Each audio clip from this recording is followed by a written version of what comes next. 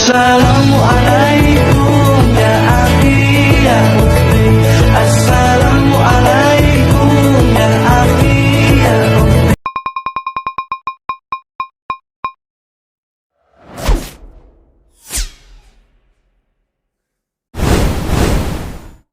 Sedekah yo sedekah, biar hartamu berkah. Allah Maha Pemurah, pasti akan ditambah.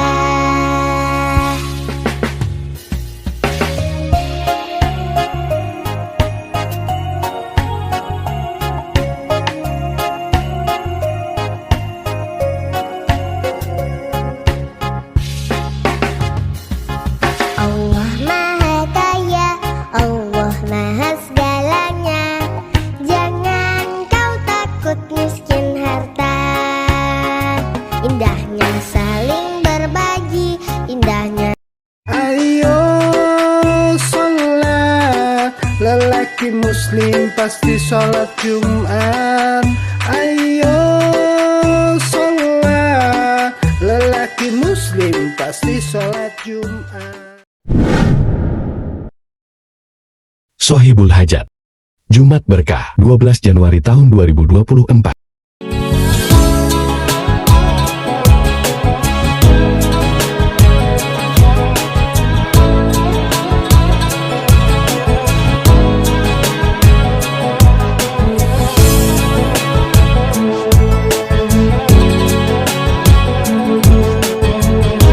Barakallahu lakuma wa baraka alaikuma wa jama'a bainakuma fi khair. Barakallahu lakuma wa baraka alaikuma wa jama'a bainakuma fi khair.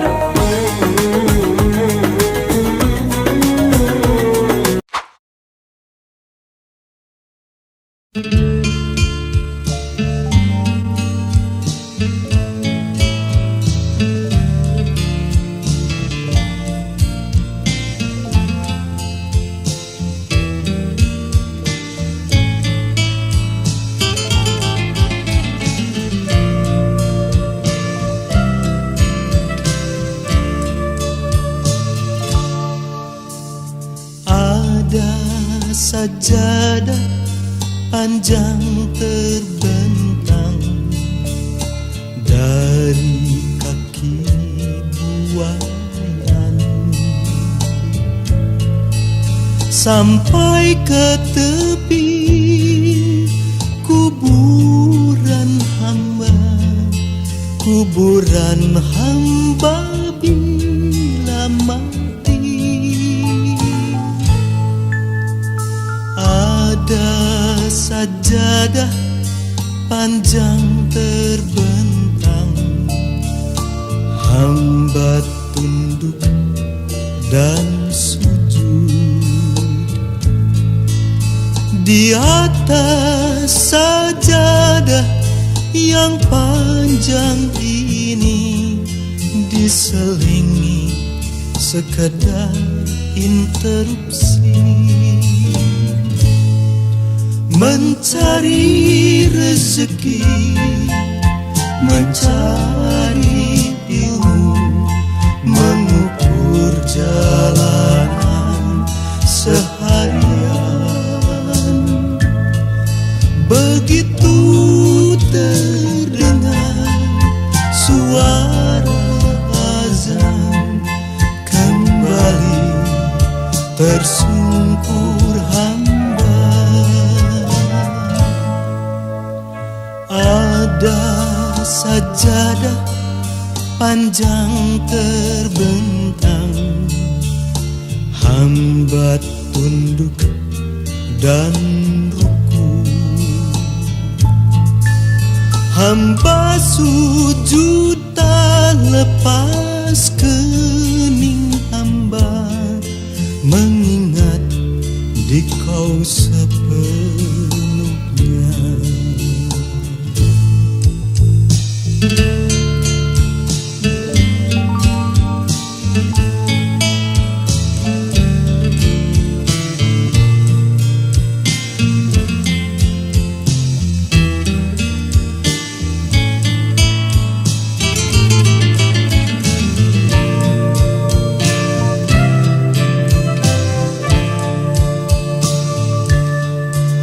mencari rezeki, mencari ilmu, mengukur jalanan seharian. Begitu terdengar suara azan, kembali tersungkur hamba. Ada sajadah panjang terbentang, hamba tunduk dan ruku. Hamba sujud tak lepas kening hamba, mengingat Dikau sepenuhnya, mengingat Dikau sepenuhnya.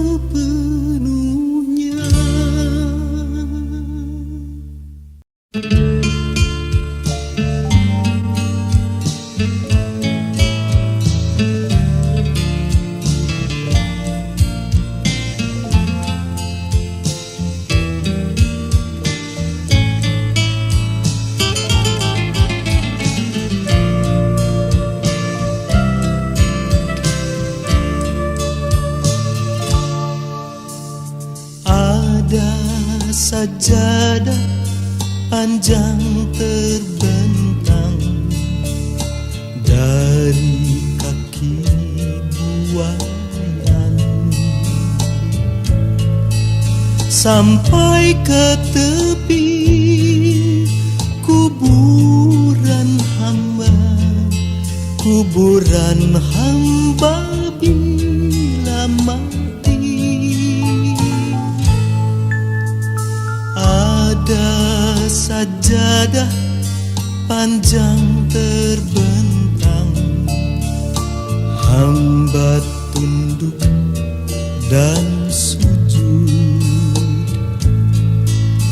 Di atas sajadah yang panjang ini diselingi sekedar interupsi, mencari rezeki, mencari ilmu, mengukur jalanan seharian. Begitu terdengar suara azan, kembali tersungkur hamba. Ada sajadah panjang terbentang, hamba tunduk dan ruku.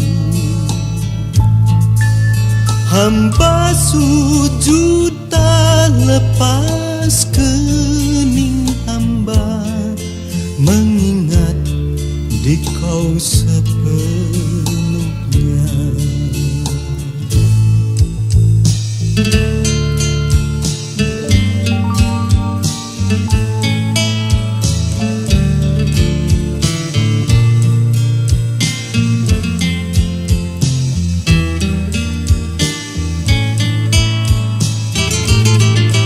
Video pembelajaran.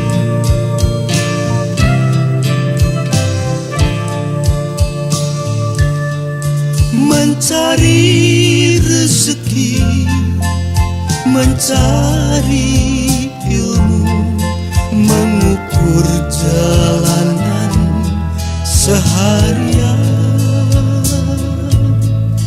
Begitu terdengar suara azan, kembali tersungkur hamba. Ada sajadah panjang terbentang, hamba tunduk dan ruku. hamba sujud tak lepas kening hamba, mengingat di kau sepenuhnya, mengingat di kau sepenuhnya.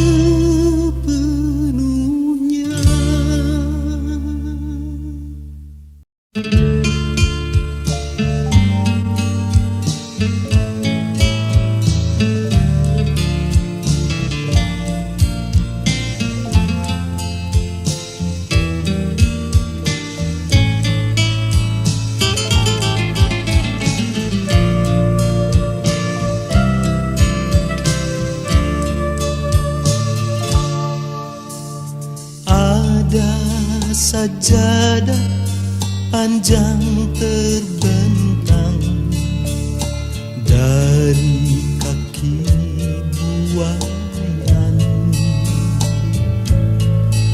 sampai ke tepi kuburan hamba, kuburan hamba bila mati.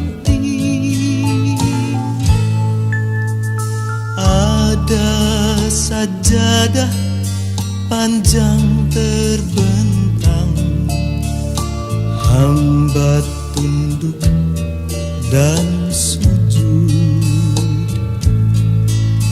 di atas sajadah yang panjang ini, diselingi sekadar interupsi, mencari rezeki, mencari ilmu, mengukur jalanan seharian. Begitu terdengar suara azan, kembali tersungkur hamba. Ada sajadah panjang terbentang. Video pembelajaran.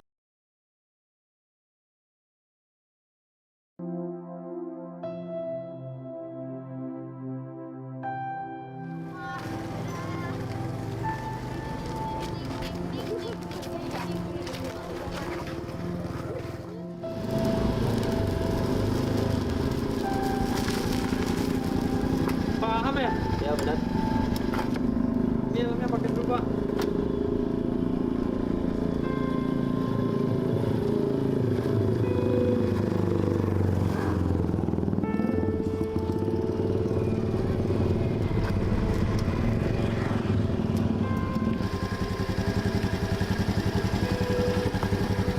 Sudah Pak? Oke siap. Yuk. Kita berangkat ya Pak.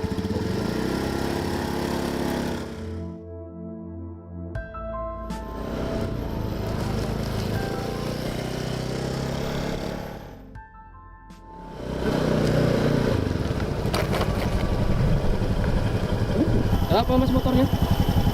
Aduh Pak, motornya bocor Pak. Apa mau saya carikan driver lain Pak? Wah, nggak usah mas, biarin nanti aku bantu dorong aja. Oke, terima kasih ya Pak. Yuk.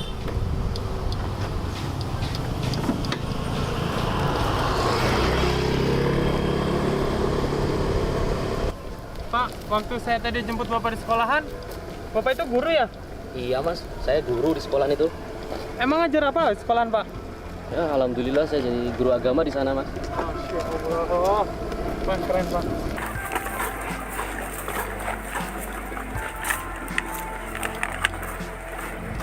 Bentar mas.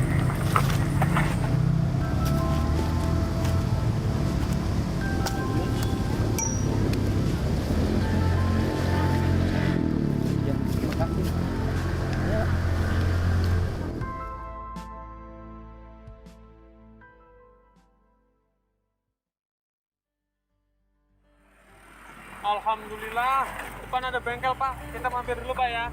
Oke. 1,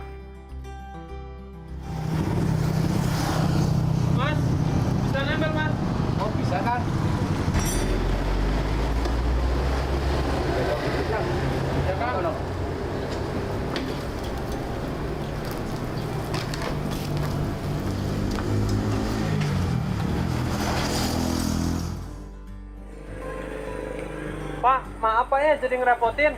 Jadi Bapak pulangnya agak telat, Pak. Wah, nggak apa-apa mas. Oh iya, Pak. Saya mau nanya, Pak. Waktu kita di jalan tadi, Bapak ngasih sesuatu ke pemulung. Apa Bapak ini suka ngasih ke orang-orang seperti itu, Pak? Oh, yang tadi tuh mas. Ya biasa mas. Sama orang muslim itu kan kita harus saling berbagi dengan siapapun, dimanapun dan kapanpun. Oh, jangan-jangan Bapak ini orang kaya ya, Pak? Lah, saya mah bukan orang kaya mas. Saya lo hanya guru honorer. Jadi gini mas, bersedekah itu kan nggak harus nunggu jadi orang kaya. Tapi berapapun yang kita sedekahkan, pasti Allah akan menggantinya. Bahkan Allah janjikan akan berkali-kali lipat. Oh, orang seperti saya ini bisa jadi Pak bersedekah seperti Bapak. Tapi gimana ya Pak? Saya ini belum terbiasa bersedekah loh Pak. Ada nggak tips atau cara biar saya ini terbiasa buat bersedekah seperti Bapak? Gini mas, pertama sedekah itu jadikan dalam kebutuhan kehidupan kita. Jadi ketika kebutuhan itu tidak terkerjakan, maka akan ada yang kurang dalam kehidupan kita. Sedikit, asalkan memang rutin, insya Allah berkah mas. Oh, jadi gitu Pak. Terima kasih ya Pak. Hari ini saya dapat pelajaran tentang bersedekah Pak. Oh iya mas, ini saya ada kaleng sedekah subuh. Semoga bisa melatih masnya untuk bersedekah dari mulai yang sedikit. Masya Allah, terima kasih banyak ya Pak. Semoga saya bisa bersedekah seperti kayak Bapak. Oke Kang, motor jadi? Jadi Kang? Iya. Alhamdulillah.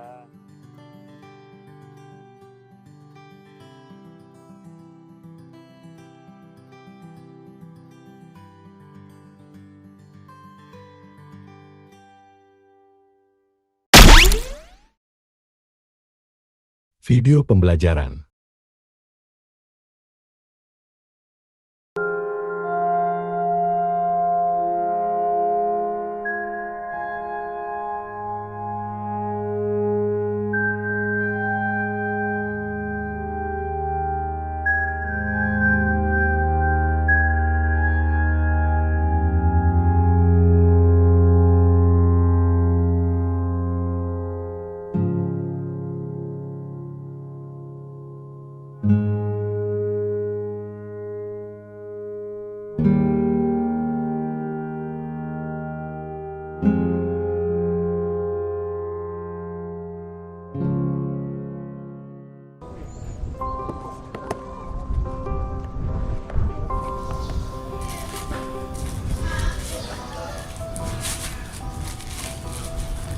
Ini Pak ayamnya. Ini uangnya.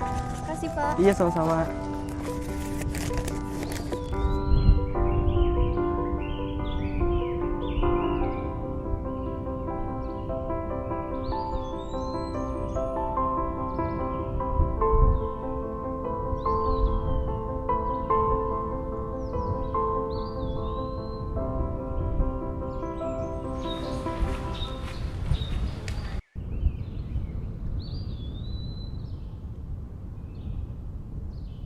Assalamualaikum Ibu.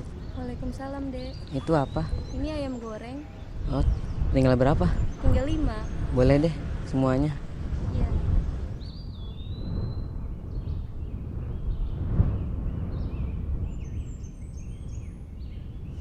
Ibu, ini dagangan Ibu buat Ibu aja lagi. Buat Ibu jualan lagi nanti.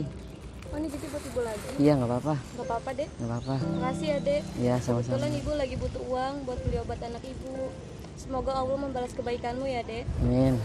Yaudah Bu, saya tinggal dulu ya. Iya. Kasih ya Dek. Iya.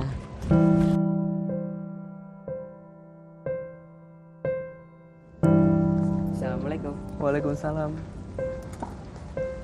Baru pulang sekolah? Iya, baru pulang sekolah. Kelas berapa emangnya? Kelas 3 SMP. Uang jajan kamu sehari 50.000. Enggak sih. Sebenarnya uang jajan 10.000 dikasih ayah. Cuman saya nggak jajanin, saya kumpulin sampai hari Jumat, terus saya sedekahin hari Jumatnya itu. Kok bisa kayak gitu? Karena saya pernah dengar di ceramah suatu masjid, kalau sedekah di hari Jumat itu pahalanya makin banyak. Terus kalau doa juga bisa niscaya dikabulin juga, seperti itu. Saya sedekah buat ibu saya yang udah menghadap Allah duluan. ibu kamu sudah meninggal. Iya, kebetulan pas saya masih kelas 6 SD.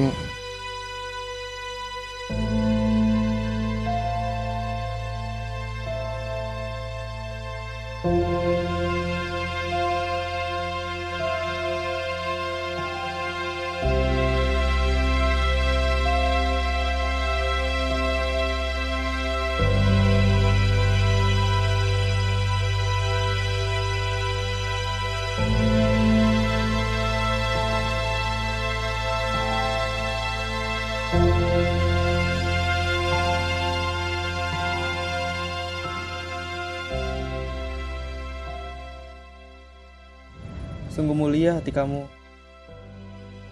Nih, biar uangnya saya ganti. Makasih Pak, nggak usah. Saya masih kecil. Saya belum punya tanggungan. Jadi ini buat Bapak aja nggak apa-apa. Bapak simpan aja lebih baik. Bapak lebih membutuhkan. Saya salat dulu ya Pak. Assalamualaikum. Waalaikumsalam.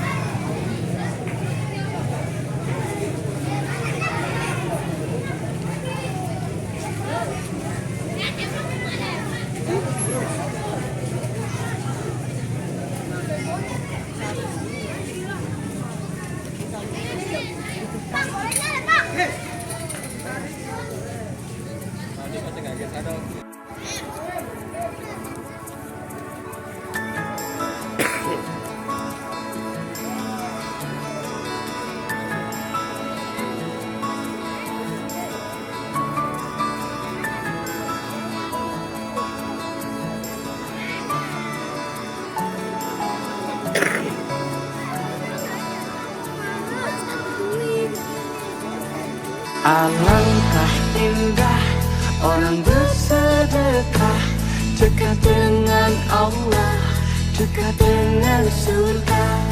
Takkan berkurang harta yang sedekah, akan bertambah, akan bertambah. Allah Maha Kaya yang Maha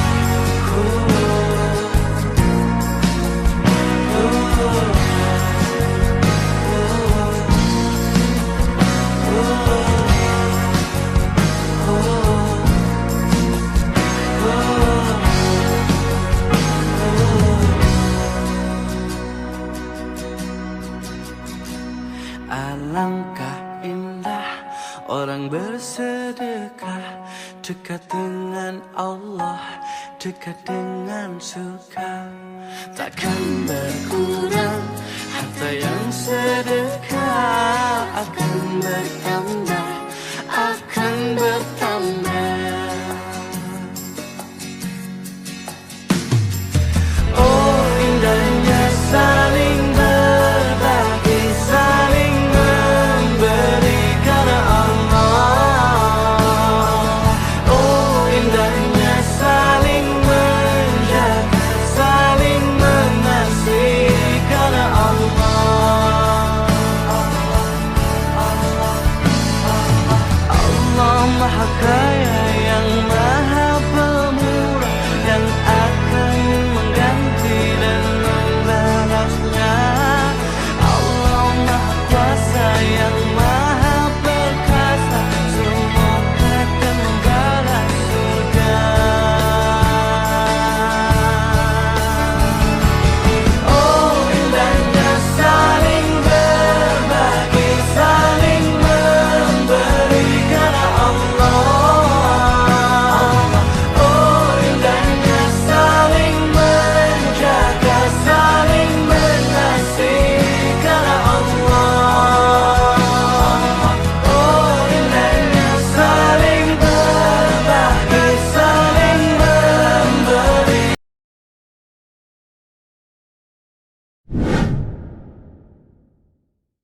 Jadi ada tingkat ujian yang sudah mulai menggoyang hati. Ya, sudah mulai kadang-kadang kenapa ya Allah saya mesti mengalami ini. Ya, padahal saya rajin sholat, rajin puasa, rajin zakat, kok masih terjadi juga pada saya. Itu tingkat paling tinggi itu. Tingkat paling tinggi. Karena Allah itu kalau sudah cinta pada seorang hamba bukan dikasih dunia, dikasih musibah. Ya kasih musibah supaya dengan musibah itu lebih lekat dengan Allah. Allah itu cemburu, Maha Pencemburu. Jangan ada dunia yang dia pikirkan, ingin dipikirkan itu hanya Allah saja. Kalau sudah dekat dengan Allah, maka segala yang dianggap kurang itu akan dikembalikan dengan sangat luar biasa berlimpah. Kula nate maos tenggene hadis syarate sedekah ditampa pangeran niku ana sitok sing mesti ditampa nek kowe iso nglakoni. Kowe ra ngrasa ngekeki wong iku kaya butuhe wong iku ning kowe, dadi padha. Begitu juga mulang, begitu ya dakwah. Misalnya kula sedekah ning Ruhin 10.000 utawa 100.000.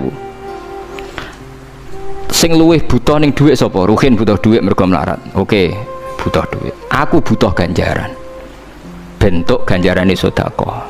Berarti butuh sing nampa.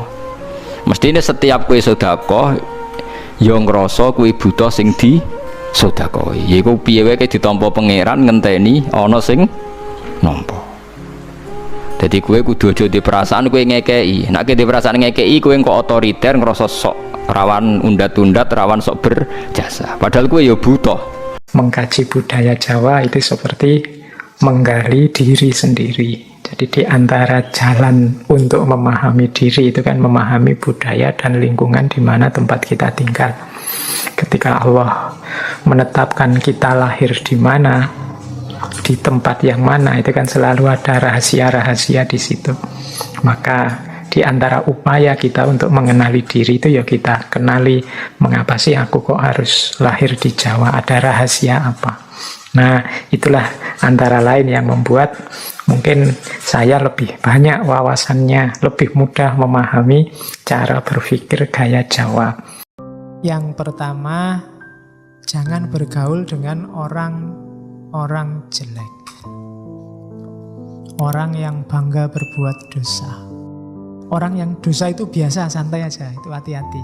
Orang yang terbiasa dalam kejelekan, itu akan mempengaruhimu. Kalau dunia psikologi mungkin kenal aura namanya. Kamu juga sedikit banyak akan terpengaruh. Hati-hati. Jadi ya friend tetap friend tapi tidak harus lekat, tidak harus sangat akrab.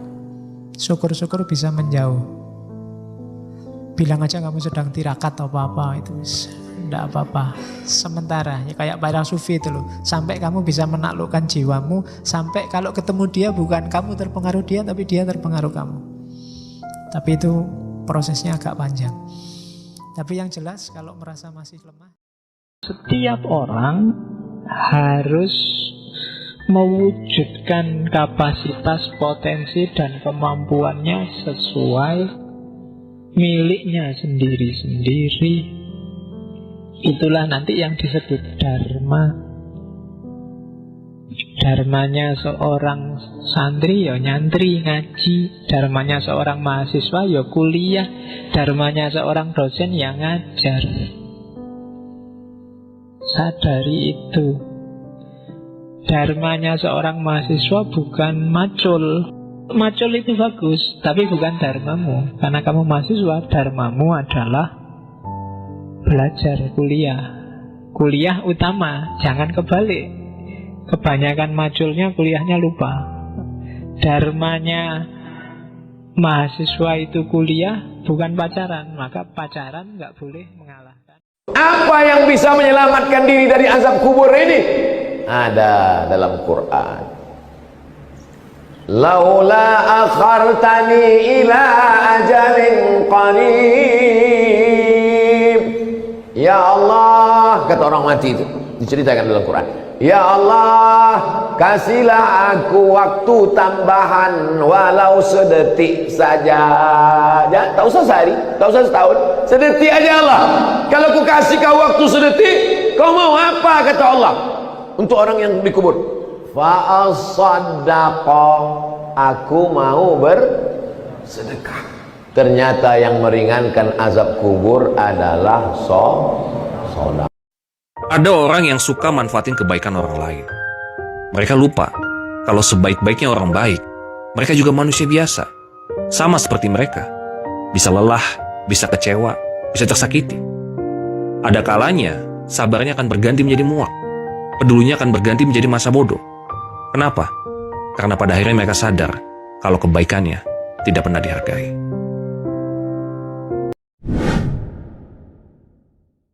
Video dakwah. Dan saya tadi sebutkan sebuah ayat, surat Muhammad ayat 38, sebenarnya orang yang bakhil, kikir, pelit, medit, itu sebenarnya dia sedang bakhil terhadap dirinya sendiri. Karena harta yang dia jalankan di jalan Allah sebenarnya adalah untuk kepentingan dirinya sendiri. Makanya Allah berfirman, "Wa man yabkhal fa innama yabkhalu an nafsihi." Barang siapa yang bakhil, sesungguhnya dia bakhil untuk dirinya sendiri. Kemudian lihat Allah berfirman setelahnya, "Wallahul ghani wa antumul fuqara." Allah Maha Kaya, Allah nggak butuh infak kita. Allah nggak butuh kita jalankan di harta kita yang dijalankan di jalan Allah. Tidak. Kalian yang fakir terhadap Allah, kalian yang perlu menjalankan harta di jalan Allah. Kita yang perlu, bukan Allah Subhanahu wa taala. Dan para ulama mengatakan, seperti Syekhul Islam Taimiyah beliau mengatakan tentang bakhil, qillatul jud su'udzanni bil mawjud. Orang yang kikir, pelit, itu sebenarnya sedang su'udzan dengan Allah yang maha ada, yang segala rezeki di tangannya. Kalau saya yang mengeluarkan, nanti gimana? Diganti nggak oleh Allah? Ini berarti dia sedang su'udzan dengan siapa? Dengan Allah. Ada orang ngutang, yang ngutang kerabat, ngutangnya pun sedikit, itu pun ngutang, bukan minta, ngutang, artinya nanti dikembalikan. Yang ngutang pun kerabat, ngutangnya pun sedikit, tidak banyak. Tetapi apa? Ketika ada kerabat seperti itu datang ke rumah kita, maka masuk kamar. Di dalam kamar ngapain? Konferensi meja bundar dengan istrinya. Musyawarah dengan istrinya. Gimana? Kita kasih nggak dia ngutang sama kita? Kira-kira kalau seandainya kita kasih nanti gimana? Dia bisa bayar nggak? Kalau seandainya dia bisa bayar, nanti dia jangan-jangan kecanduan datang ke sini terus ngutang dari kita terus. Lama sampai yang ngutang, padahal kerabat ini yang ngutang. Sampai yang ngutang mengatakan, silakan musyawarah dulu, saya pulang dulu deh. Kelamaan musyawarahnya. Kenapa? Susah untuk keluar di jalan Allah. Padahal dalam hadis riwayat Imam At-Tabarani atau Imam Baihaqi, di antara kedua itu, bahwa Rasulullah SAW bersabda, kullu qardhin sadaqah. Dari Abdullah bin Mas'ud, setiap hutangan dianggap sedekah. Saya menantang Bapak Ibu saudara-saudari sekalian di majelis ini, ada yang bersedekah setiap harinya 0,5 juta? Ada. Siapa mereka? Orang yang ngutangin orang lain. Setiap harinya itu dianggap sedekah selama belum bayar. Kalau sudah jatuh tempo tetap belum bayar dan masih ditunggu, berarti dianggap 2 kali sedekah sesuai dengan 2 kali lipat jumlah yang dia hutangkan kepada orang tersebut. Lihat, kenapa sulit ngutangin orang? Karena tadi dia suudzon kepada Allah. Dia tidak paham di balik rezeki ada tauhid. Orang Pak susah bersedekah. Saya akan sebutkan beberapa jenis amal ibadah yang berkaitan dengan harta. Pertama bersedekah, yang kedua berinfak, yang ketiga berzakat. Apa bedanya sedekah, infak, zakat? Sedekah pemberian kepada seseorang berharap pahala. Infak pemberian kepada seseorang yang di bawah tanggung jawabnya. Istri, anak, bapak, ibu, adik, kakak, kalau di bawah tanggung jawabnya. Yang ketiga yaitu zakat, sedekah yang wajib. Kemudian amal ibadah yang berkaitan dengan harta yang lain seperti kurban, seperti haji, umroh, menghutangi orang, membebaskan hutang orang lain, membiayai orang untuk beribadah, menyediakan fasilitas untuk beribadah orang lain. Ini semua kadang-kadang sulit untuk dikerjakan. Kenapa? Karena tidak memahami tadi. Di balik rezeki ada tauhid. Orang yang memahami di balik rezeki ada tauhid. Ketika seseorang mengeluarkan harta, entah dengan 10 macam amal ibadah yang berkaitan dengan harta tadi, dia akan berpikir bahwasanya Allah pasti akan menggantikannya. Lihat kurban sekarang. Mencari kurban yang paling murah. 1 Lombok Barat. Mencari kurban, panitia kurban yang paling murah. Akhirnya nanti di hari raya Idul Adha datang sapi-sapi setengah kambing. Karena panitianya bingung mau belikan kurban dengan harga sekian dari mana. Ya lihat contoh Rasul sallallahu alaihi wasallam. Tidak bakhil dengan hartanya. Beliau disebutkan dalam hadis riwayat Imam Ahmad dari Abu Hurairah radhiyallahu an, dhahan nabiyyu sallallahu alaihi wasallam bi kabshaini amlahaini aqranaini azimaini saminain. Nabi Muhammad sallallahu alaihi wasallam berkurban dengan 2 domba kibas jantan yang besar gemuk, yang berwarna 2, hitam dan putih. Itu biasanya warna seperti itu menunjukkan bahwasanya domba tersebut adalah mahal. Jantan mahal, besar dan gemuk. Sulit kenapa mengeluarkan itu untuk kita di zaman sekarang? Karena tadi kita suudzon sama Allah. Suudzon dengan Allah Subhanahu wa taala. Jangan-jangan ini hanya sekedar habaan mansura. Seperti yang dibaca oleh imam tadi di rakaat kedua surat Al-Mu'minun ayat 115. Apa hasibtum annama khalaqnakum abathan wa annakum ilaina la turja'un? Apakah kalian mengira bahwasanya kalian kami ciptakan itu sia-sia? Enggak. Semua yang kita disyariatkan oleh Allah atasnya tidak sia-sia. Sebagian orang sulit mengeluarkan harta di jalan Allah dalam rangka beramal saleh karena menganggap kalau dia keluar harta berarti itu bukan harta saya, selesai. Padahal di balik konsepnya Pak, yang dijalankan di jalan Allah itulah harta dia. Paham maksud saya? Sedangkan yang dia simpan sekarang, yang dia nikmati sekarang itu adalah bukan harta dia. Kapan dia mati bukan hartanya. Dan ingat perhatikan baik-baik. Saya tidak menyinggung siapa-siapa, menyinggung semua yang hadir di sini. Semakin kita memperenak hidup di dunia, semakin mempersedikit, meminimalkan nikmat di akhirat. Garis itu baik-baik, garis bawah itu baik-baik.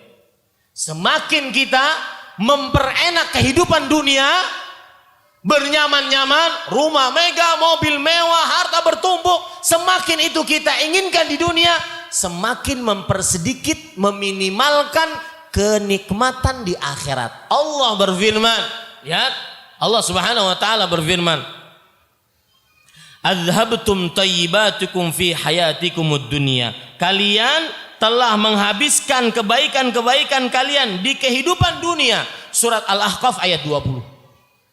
Ya. Jadi yang suka wah itu ditakutkan di akhirat cuma dapat bagian minim di akhirat. Yang suka di dunia wah itu di akhirat ditakutkan dia sudah menghabiskannya di dunia. Cuma sisa di akhiratnya. Ini makna sabda Rasul sallallahu alaihi wasallam. Kenapa kita dilarang, seorang muslim dilarang memakai emas, memakai bejana perak, emas, cangkir, gelas emas, terbuat dari emas dan perak. Kenapa dilarang? Karena Bapak Ibu saudara-saudari yang dimuliakan oleh Allah Subhanahu wa taala, itu ditakutkan adalah penghapus dari apa? Dari kenikmatan akhirat kita. Adhabtum tayyibatikum fi hayatikumud dunya. Kalian telah habiskan kehidupan-kehidupan, kenikmatan-kenikmatan kalian, kebaikan-kebaikan kalian di kehidupan dunia. Di akhirat cuma sisa. Video dakwah. Kalau tak jodoh, tak berjumpa. Makanya orang-orang tua mengatakan langkah rezeki pertemuan maut. Langkah rezeki pertemuan maut. Pertemuan kuasa Allah Subhanahu wa taala. Tapi tetap ada usaha dan ikhtiar. Kita tak tahu. Allah kasih kita jalan.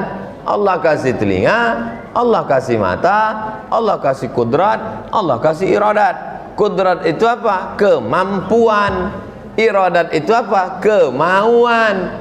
Ada kemauan, tak ada kemampuan, jadi tak jadi.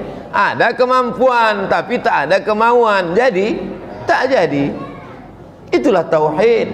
Setelah berusaha dengan segenap kemampuan dan kemauan ternyata tidak tercapai, berarti menerima takdir Allah.